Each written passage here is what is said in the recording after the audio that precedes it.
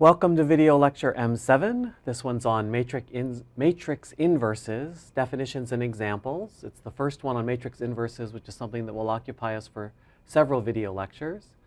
I'm your usher, Tom Roby. Thank you for joining me. Here are the outline and objectives.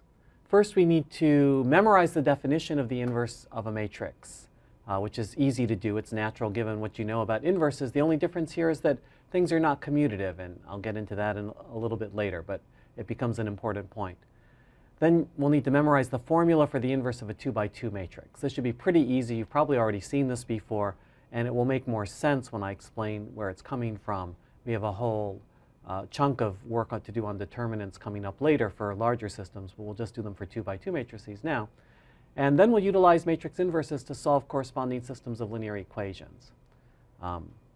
So we'll be tying together the work we've been doing earlier with the work we need to do now. All right, so here's the definition of an invertible matrix.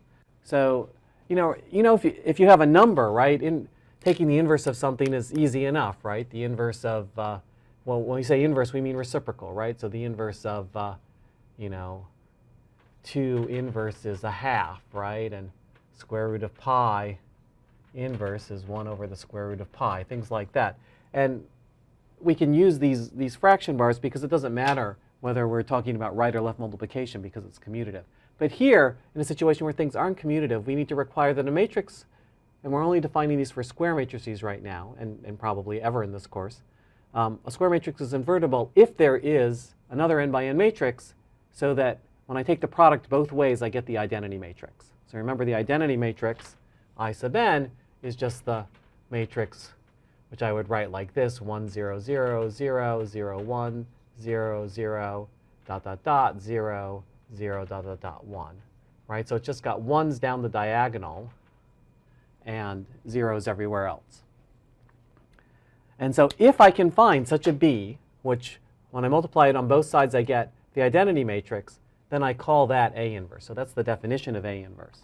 Okay? The thing that's convenient about this definition is that we can prove all sorts of things about it without having to even think about what matrix multiplication is defined as. So for example, let's just take a look. Suppose I want the inverse of the matrix 3, 2, 5, 4. Okay? Well, I'll tell you a formula for it soon, but right now I'm just going to say, to show that this matrix is the inverse, 2, minus 1, negative 5 halves, 3 halves, what I have to do from the definition is say, okay, if I multiply these two matrices, do I get the right thing? So like 3 times 2 is 6, minus 5 halves times 2 is minus 5. That gives me the 1 here.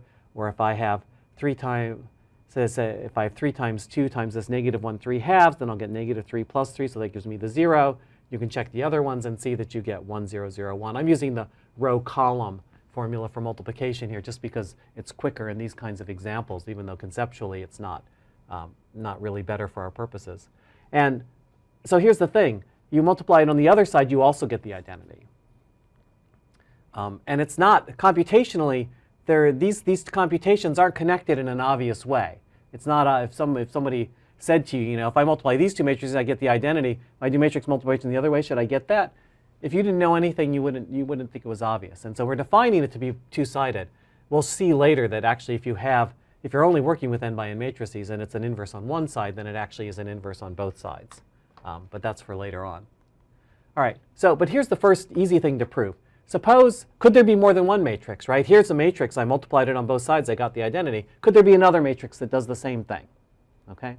And so here's where you see the power of abstract algebraic thinking, because this property actually has nothing to do with matrix multiplication in particular. It has to do with the general theory of algebraic structures. If you go on as a math major, you'll see more of this, like in abstract algebra 1, which is an important course for math majors. But suppose we had two inverses, right? B and Q. So this is the same proof we'll apply in your abstract algebra class later on. So if B and Q are both inverses, right? What does that mean? Well, that means that AB is equal to the identity, right? That's one of the properties. So that implies that Q, whatever Q is, it's this other inverse, well, Q is certainly Q times the identity, because multiplying by the identity doesn't change anything, right? But the identity is AB, right? So this is Q times AB. Now, careful, I'm not going to change the order left to right left to right, these words read the same, QAB and QAB. So I'm not trying to apply an invalid rule, but I am saying here that QAB is the same as QAB, right? That's the associative property that we saw from compositions of linear transformations. But what's QA? I said that Q was an inverse of A, right? If B and Q are both inverses of A. So QA is actually the identity. So I have the identity times B, and so that's B. So I've proven in this chain that Q equals B. Okay? So if I have two inverses, they had to be the same to begin with. So it's a very nice thing, and it doesn't require anything complicated. Okay? All right, so now here's a formula for the inverse of a 2 by 2 matrix. How did you get a formula like this? Well, really, you just tried to figure out how you would make it work, right? And in this case, the algebra isn't that hard. And in fact, it's probably a really good idea for you to pause the video right now or go home after you're done with this video and try to figure out why is this matrix times that matrix equal to 1, 0, 0, 1, right? I mean, just to do one term here, right? If I look at what would the top left component be? Well, it would be this row dotted with this column, right? So I'd get AD minus BC, and then I'm dividing by AD minus BC, so I would just get 1 there. Okay, so you can check that the other entries all work out the way that they should. And let's see, is there anything else I want to say? Oh, yeah. So you can check this formula for the above example, right? So if I start with my matrix being 3, 2, 5, 4, well, okay, the determinant is this AD minus BC thing here is 3 times 4 minus 5 times 2. So that's 12 minus 10 is 2. So I'm going to have a half.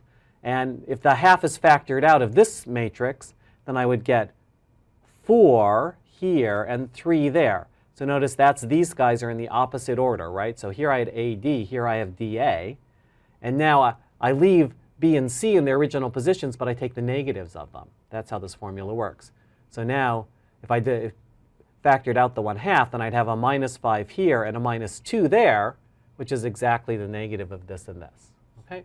So the way the formula for a 2 by 2 matrix does is it sort of takes the opposite in two different ways. It interchanges, it flip-flops what's in the upper left and the bottom right, those diagonal entries, and then it just negates the two off-diagonal entries. And then you have to divide by this thing called the determinant. And I'm just going to define that to be the determinant. We'll have a more complicated definition later on for determinants when we get there for n by n matrices. But I'm just going to call this the determinant and write it as det A. And so now it's not hard to see that a 2 by 2 matrix is invertible if and only if its determinant is not equal to 0, right? Because if its determinant is not equal to 0, then if you multiply this times this on both sides, you get the identity. Okay? So it's easy to see that if this value is not 0, then you can define it and it makes sense. On the other hand, if this value is 0, then it's not too hard to see that AD minus BC equals 0 is really telling you that AC and BD are scalar multiples of one another, right? It's like, you know, that reducing one to lowest terms or something. So in any case, right, that's all there is to it. So you get it's not invertible if one of these is a scalar multiple of the other, then they're linearly dependent, and then we know the matrix won't have any of the properties of invertibility we want. Okay, so now let's see how this ties in with what we know about solving systems of linear equations. So if I've got an n by n matrix, I can think of it as representing the coefficient matrix of a system of linear equations with n variables and n equations. I have the same number of equations and variables. And so my claim is no matter what right-hand sides I put there for B, then I'll always get a unique solution. Ax equals b will always have a unique solution. And in fact, what is that solution? It'll just be A inverse times b. Okay, so why should that be true? Let's look at an example first. Suppose I take this is the coefficient matrix I'm